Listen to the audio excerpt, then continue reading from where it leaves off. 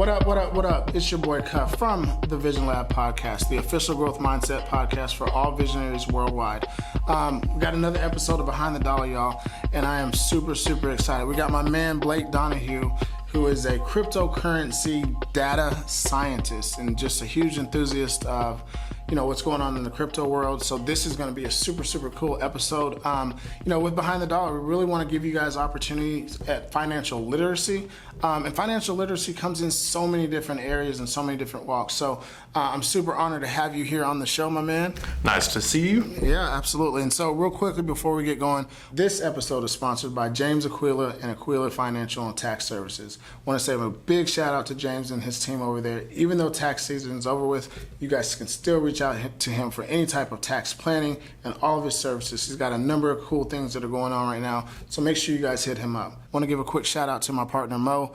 Not able to be in here today, but without any further ado, what the hell is going on with this cryptocurrency that we have constantly heard about? Man, there's so much going on every day. It's hard to even put your finger on exactly one topic or one move that a particular company's making, because we've got everything going on from Ripple battling the SEC down to little computer hackers knocking over exchanges, right, and different styles of exchanges coming out every day. If you know anything about DeFi, decentralized finance, all the automated market makers and the innovations that they're making, it's really like a new industrial revolution whenever I think about it. So let's kind of back up a little bit and tell us how you got into just the whole crypto world.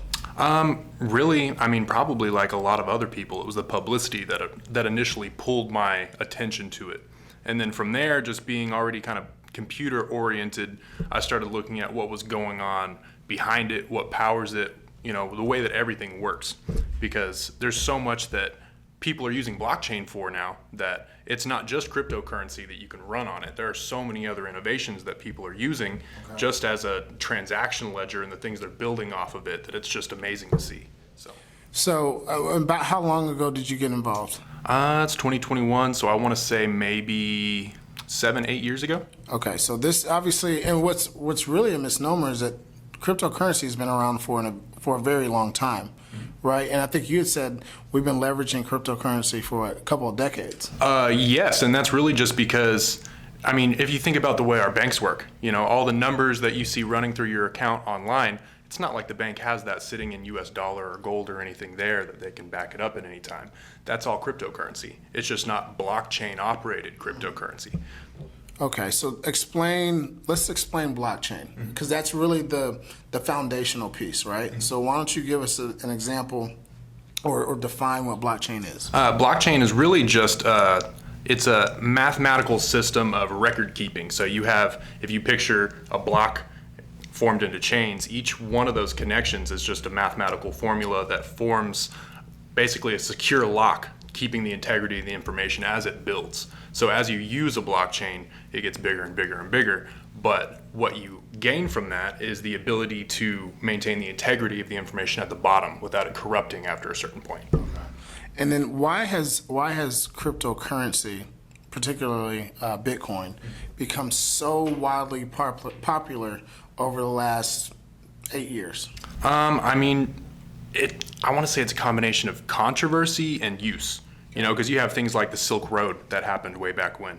Never even heard of the Silk Road. Okay, so the Silk Road was a dark web website marketplace for anything you can think of. So you can imagine telling people they can sell anything on a platform, what was being sold on it. So eventually they got taken down.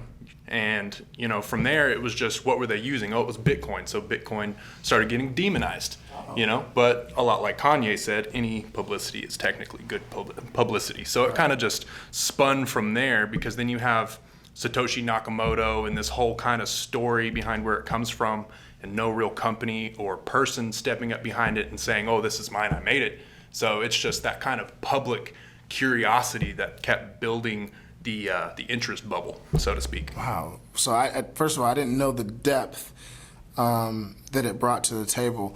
Tell me a little bit about why is there such, because when crypto, in my mind, 2014, 13-ish, somewhere in there, people are like, oh, this will never work. We're never going to go to that type of currency. It's a scam. It's not real. Obviously, I think people know now that myth can be debunked, right? But why is there such hesitancy for, the masses to accept cryptocurrency? Well, I think that's a couple of different factors, and that's not just that people are afraid they're going to get scammed. There are a lot of instances where people are getting scammed, and people are using a new blockchain project or a new cryptocurrency in order to pull the rug out from under investors. But you also have companies like JP Morgan, Goldman Sachs, all the big guys, even Berkshire Hathaway, saying, this is terrible, don't do it, don't put your money there, it's a scam, and a lot of people listen to that. But what you see oftentimes, and especially back in the 70s, whenever we kind of had a similar economic situation, is people were losing faith in the US dollar. Yep. So they start finding other places to put it to try and, maintain that financial security. And what happens is all these big companies and the government and everybody else demonizes the opposition. So there's a lot of economics that come into play in that. Sure. For someone that's checking out this episode and they've constantly heard about Bitcoin, cryptocurrency, fiat, and all these different terms, what is your advice to a beginner, someone that says, this seems like it may stay around for a while, let me throw $1,000 at it? What's kind of your advice to them? Well, I should first say not a financial advisor, so definitely not giving financial advice. But if you're going to start in crypto, before you put your money anywhere, I would definitely say do your research. Don't necessarily just throw your money behind your emotion into something that you think might go well, because oftentimes, just like you see in the stock market, it probably won't. Because there are always going to be bigger players than you putting bigger amounts of money in that are going to cause ripples in the market, and the market's going to follow the money. So if you're not exactly on point with what you're buying into and why, then you may as well just throw it on a craps table. All right, so let's talk about this. That's great, sound advice, and literally everyone that we have on the show talks about research. Where can I go to get resource, and then really more importantly, like trusted resource or research? Well, trusted is a tricky word. I always use an application called CryptoPanic, and that's on the App Store. It's on Google Play, Android. But basically what that is an aggregated, so you have a bunch of different sources for news about a bunch of different things. And I think through reading that, you get a better feel for what's really going on. You have people commenting under it, so you get what's not being said. And that's really where I look to primarily, are places like that, primarily that application.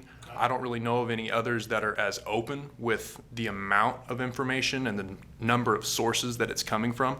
So that was definitely something that I think anyone should start at.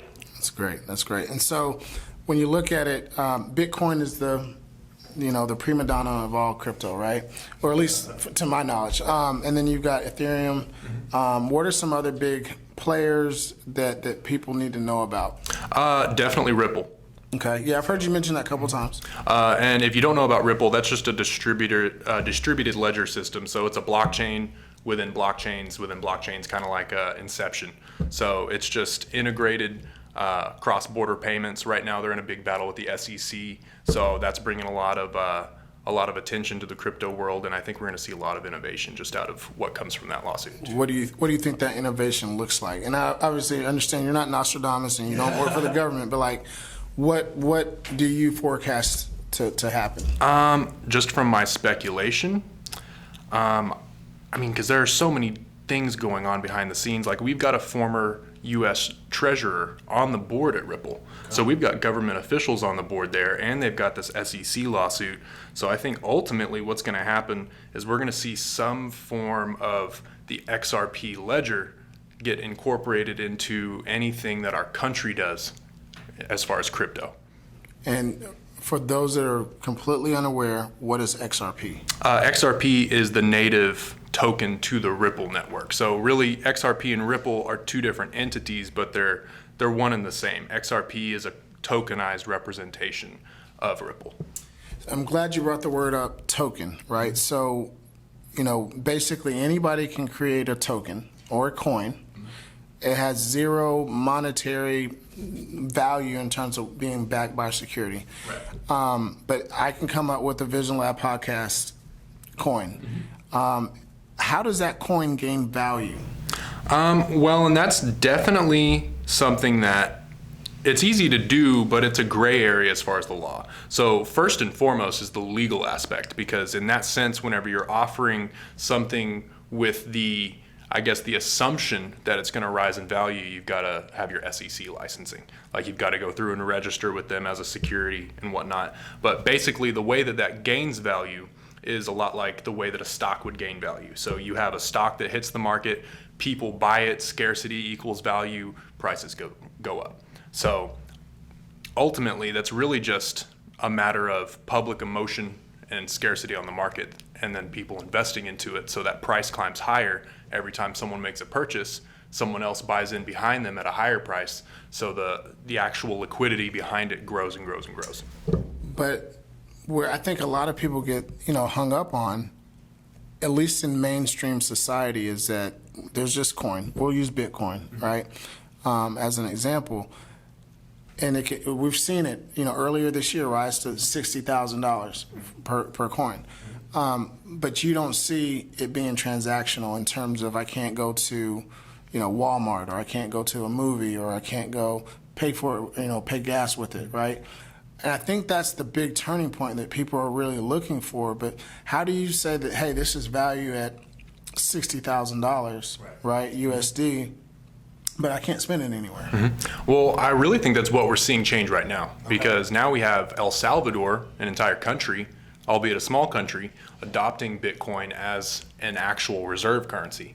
So now the way that it's going to be treated legally is going to change entirely, because now it's not just some digital commodity, it's an actual reserve currency of a country. It's a foreign currency now. Yeah, so I think we're going to start seeing a lot more adoption in the way of, say, like PayPal or other companies like that, maybe even Visa, MasterCard. I think those kinds of companies are going to follow in really soon, because they're going to see what's going on, and they're going to be ahead of the curve enough to be like, okay, we need to put our chips here because we know that people are going to start doing this. So it only makes sense. So let's, again, back to my point, like, you've got your Blake Donahoo coin, we've got the VisionLab coin, right? We're in El Salvador, and we want to go buy a glass of water, right? And how can they take your coin?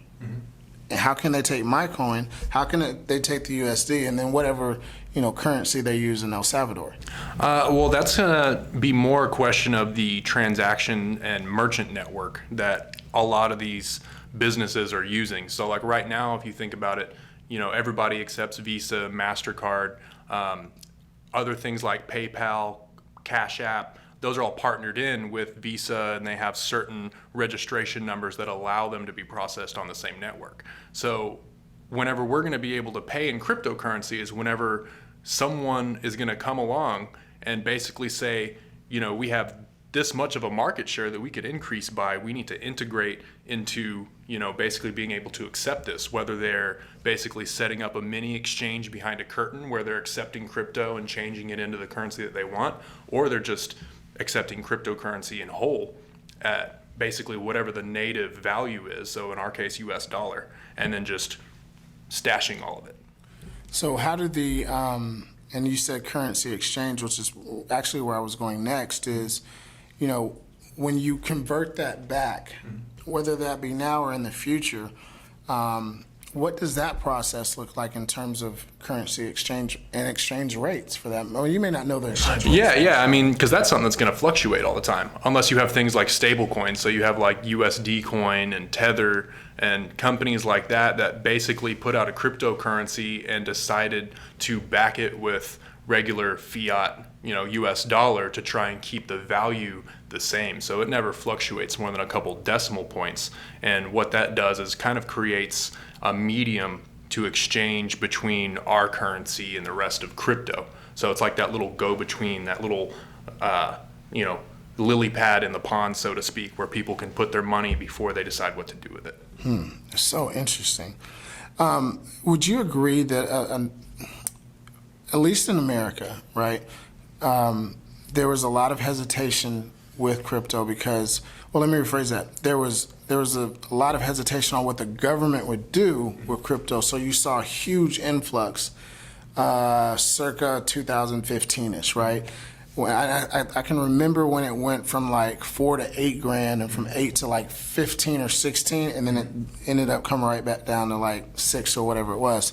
But was that huge spike because people don't trust the U.S. government and what, our government-backed securities? I mean, again, I think it's a lot of different factors, because you have things like, of course, government regulation, which is going to attract some people and push other people away. But I think what was really going on was the media attention that was surrounding it, because your first Bitcoin transaction was in like 2009 or 2010. Not too long ago was actually the anniversary of the first recorded Bitcoin transaction, where a guy spent, I want to say, like 50,000 Bitcoin or something like that on 2 pizzas. So today that transaction is worth hundreds of millions of dollars.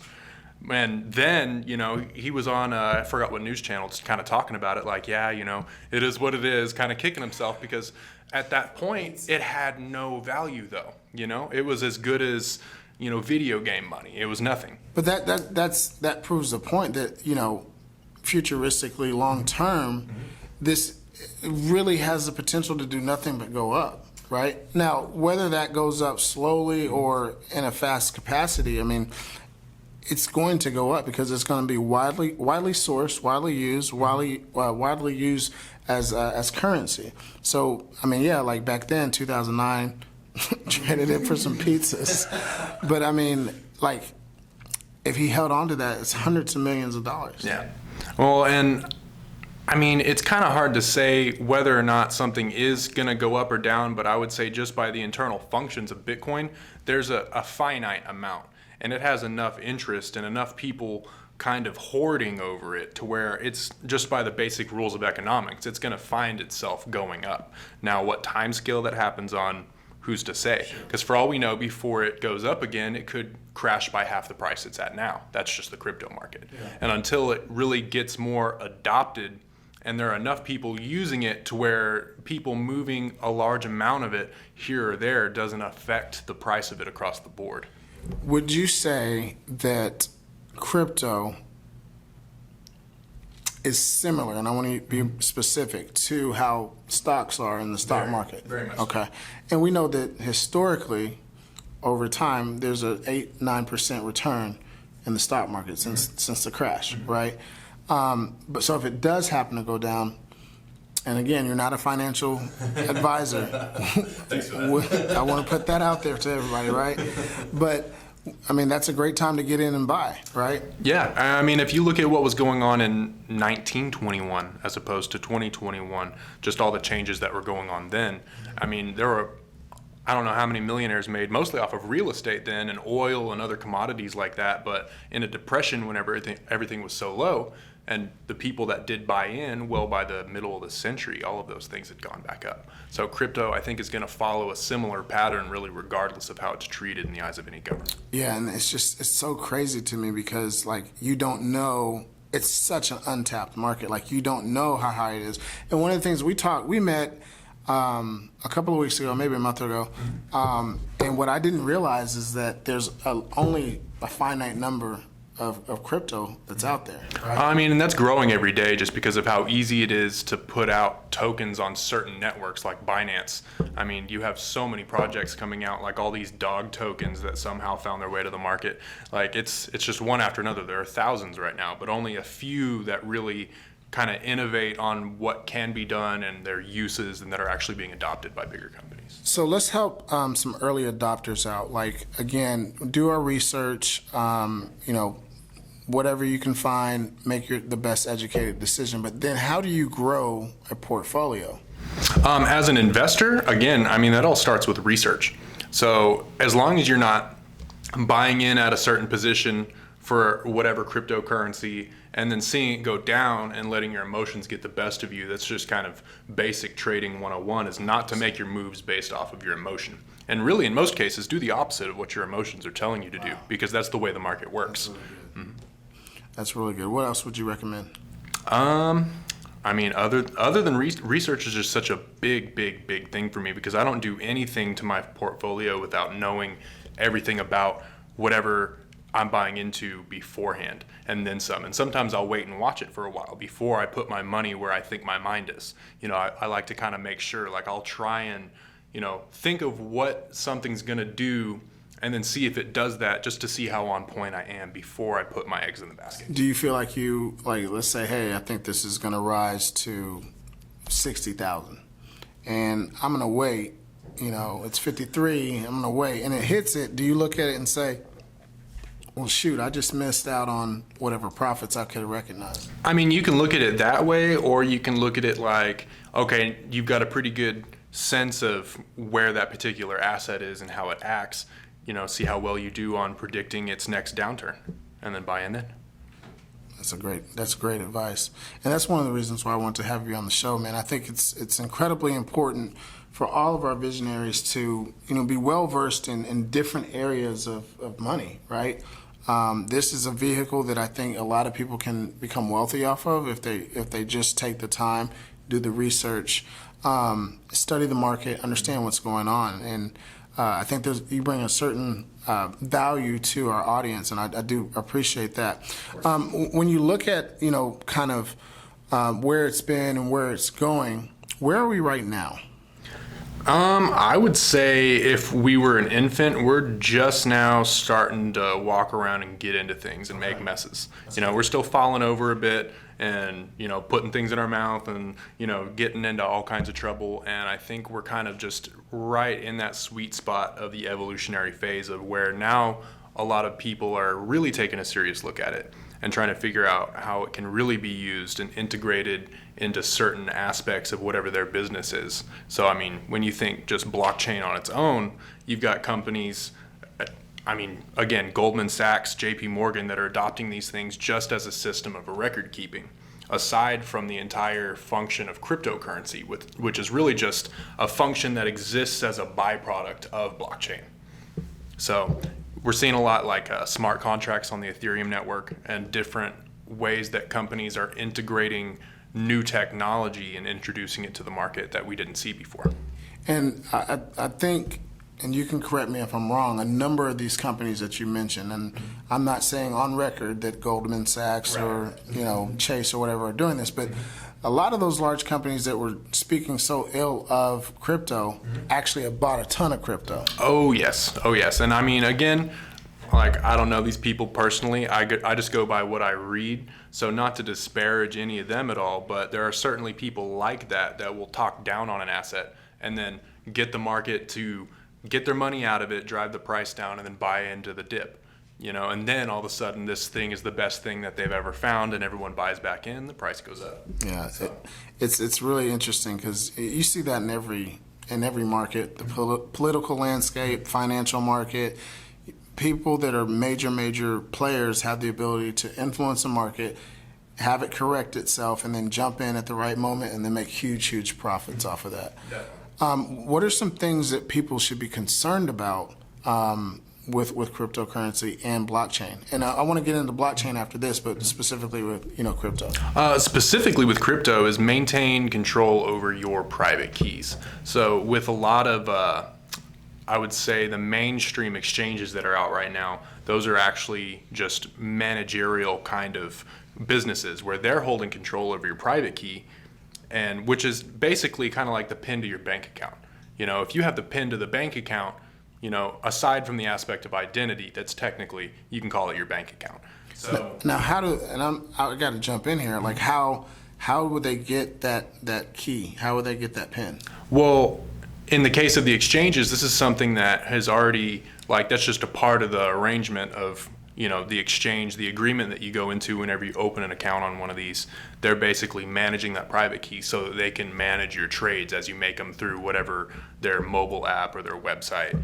And then there are different ones which are automated market makers, which are a completely different subject, but the same concept, where instead of a middleman holding control over your private keys, there's a liquidity pool. And then that's just automatically, depending on buyers and sellers, doing the matchmaking on a programmatic level rather than a business level. Wow, that's deep. That's deep. That's heavy right there. So going back to blockchain, keep describing the the inner workings of blockchain, because I don't know if people really understand, because you did a great job of explaining it, but I don't know if people truly understand the dynamics of it, because I personally don't either, right? So blockchain, I guess the easiest way to explain it would be, let's say that you have a piece of paper with lines on it, right? Just like you write in at school. And in between each one of those lines is 2 + 2 = 4, basically. So you've got, an expected value, you've got 2 and 2 where those lines meet, well, that equals 4. So that's a complete chain right there. Like that just, it kind of resolves itself. Okay. So the utility behind that is basically just integrity of the information that's being kept in the blockchain. So in the case of Bitcoin, you always hear about every time a new block is mined, X amount of tokens go out to the miners and blah, blah, blah. Well, that's really just a new block of information. And those blocks of information start at certain capacity levels, which is all internally governed by the entire concept of the blockchain whenever it's released for whatever purpose it's built for. My head is spinning. My head is spinning. No, it's fantastic, right? Again, another buzzword that you use is data miners, mm-hmm. right? For those that don't know, we're talking about blockchain, and we need to add another block to this chain. Mm-hmm. What is a data miner?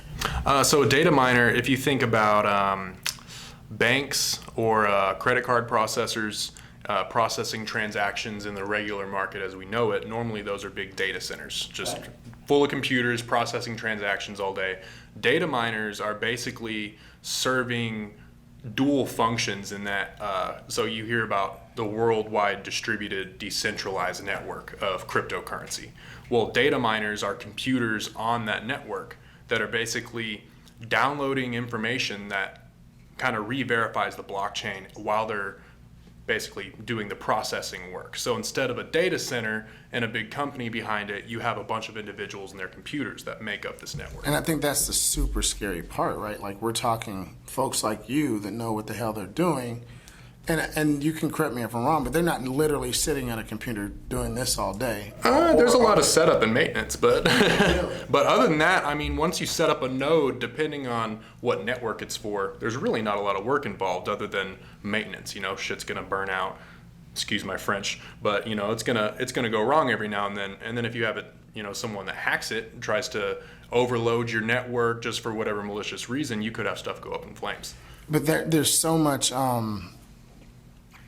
risk that's involved, knowing that all these people, random individuals, are out there at their computer in their apartment or house or whatever, just going away, and then there's no fiduciary right for them to make sure that all your information is safe. Well, see, I think there are two kind of answers to that concern, because I would say I'm just as afraid of one company being in control of all of that processing power and just having to blindly trust them with my information. Well, there's a fiduciary right. True, but in the crypto network, and at least on the blockchain, you're not sending personal information. It's more just a matter of a unique identifier, a public key, an address that can't be reverse engineered back into your private key. And that's all cryptographic mathematics there. I don't know if you want me to. Unfortunately, I do, because I think it's important, but head is just, if y'all can't tell, my head is it's freaking spinning right now. But no, I'm with you. So cryptographic mathematics. Right, and that's basically a trapdoor function. So let's say from start to finish, okay, without all the programs involved, I'm gonna set up a new cryptocurrency wallet. Now, most of this is automated, so you'd never know what's going on behind the scenes, but in that case, you're gonna have basically a random number, that's gonna be hashed once or twice or 3 times, depending on what crypto you're dealing with. And as that gets hashed and rehashed, so you go private key, public key, and then addresses. So the addresses are really the only thing that's being exchanged. You can't go from an address to a public key to a private key. Okay. Now, in some cases, you can go from address to public key, and that's just a matter of old technology that we were using and newer innovations where the transactions that are on the blockchain, which is public information, you can't go to it and really derive anyone's actual information out of in a way that would be useful to anybody. But what about the value of, I've got $100,000 in crypto, like how is that value not in jeopardy? Well, I would say right now with crypto, unless it's in a stable coin, so to speak, it's just as much in jeopardy as your Apple stocks.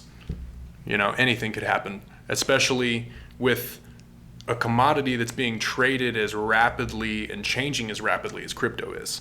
There's not a whole lot of stability in the marketplace right now outside of just regular stable coins like USDC, USDT, I think DAO, there are a couple others, but for the most part, it's all volatile, really volatile. So in my mind, when we're talking about blockchain, and I don't know if this is the name of the game, but remember that game when we were young, you could put it in it's like a slinky or something like that, and you drop it up at the top and it just kind of bounces and trickles down all the way down. Yeah, I can't remember either, but that's what this reminds me of. But only difference here is that all those little pins and dots as you drop the Slinko coin or whatever it is, that game just gets longer and longer and longer. So is there ever a point at which one particular blockchain, that's the end, like you finally get to the end? Or are you continually getting miners to put more blockchain on there? Well, I think throughout the life of a blockchain, there's always going to be an influx in the amount of people that are processing it on the back end. But as far as, like one that's going to outdo everyone else and be the one that everyone uses, I don't think is necessarily ever going to happen. Like with cars, I can imagine there have been hundreds of different brands of cars that none of us even know about, but still there's, Ford, Chevy, Honda, Volkswagen. There are a couple that found their niche and will have, lifelong utility, basically, so to speak. Plinko. Plinko? I think that's the name of it. I think it's Plinko, but I may be making that up. I don't know. Man, this is just an incredible conversation. What other advice would you give a newbie that's ready to make the jump into the crypto world?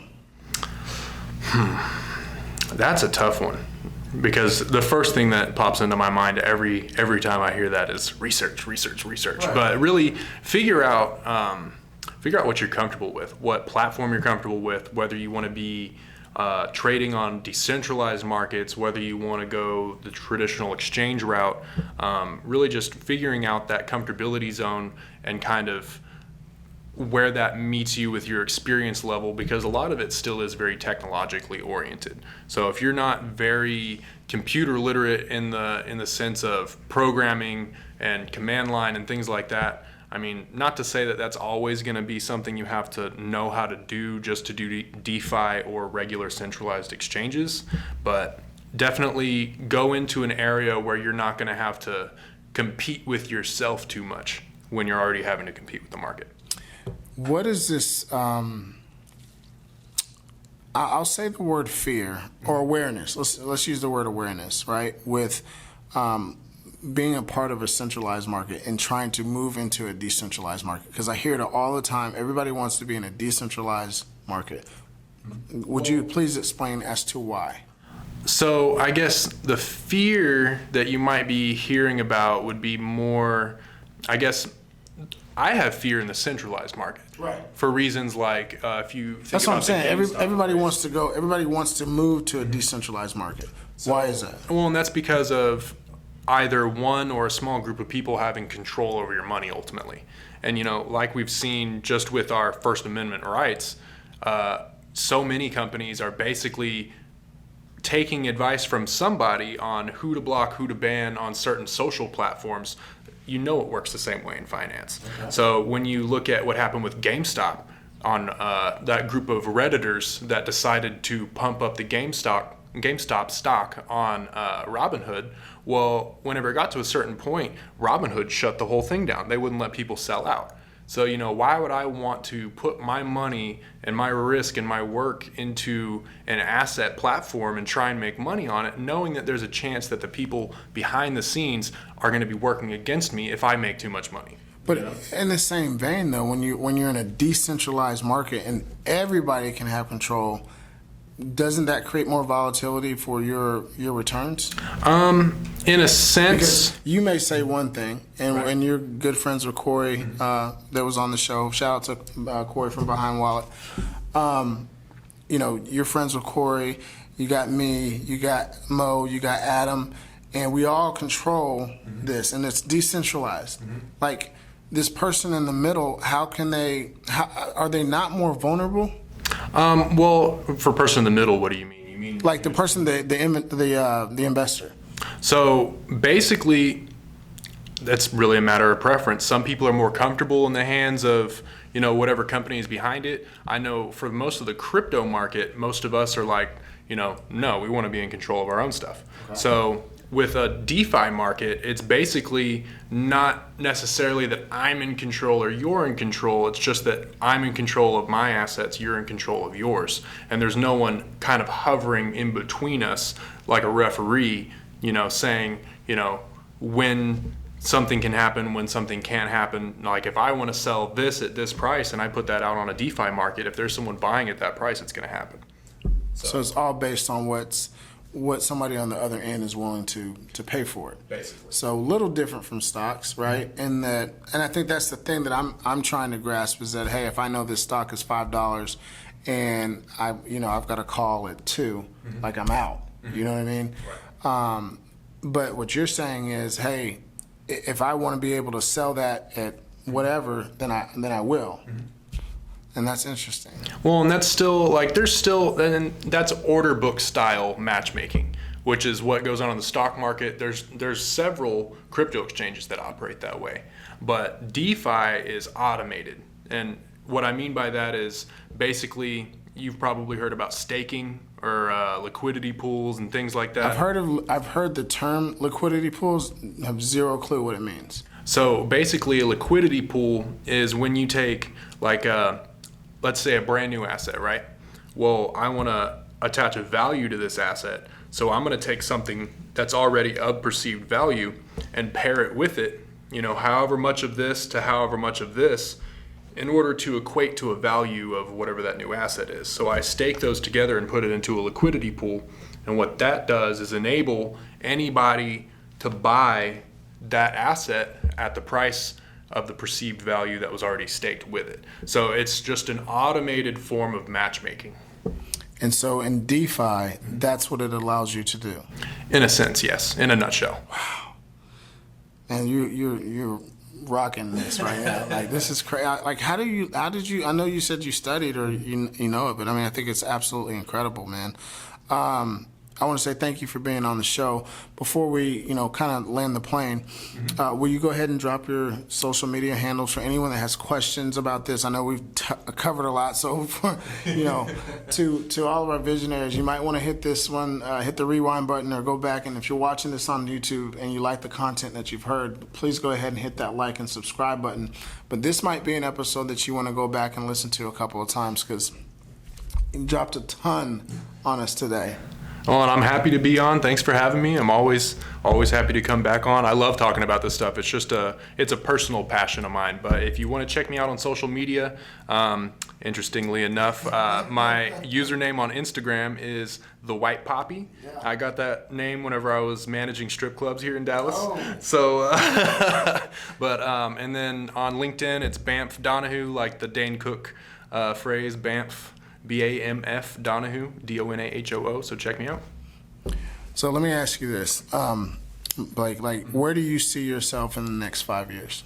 It's really hard to say because I go with the flow, and right now I'm completing that class at Divergence, and that's really just kind of the mortar and the bricks for what I'm already comfortable with, where my experience is. Data science kind of glues all that together. So hopefully into software development, maybe some kind of app management. I definitely want to be innovating and bringing something new out because I get bored really easily.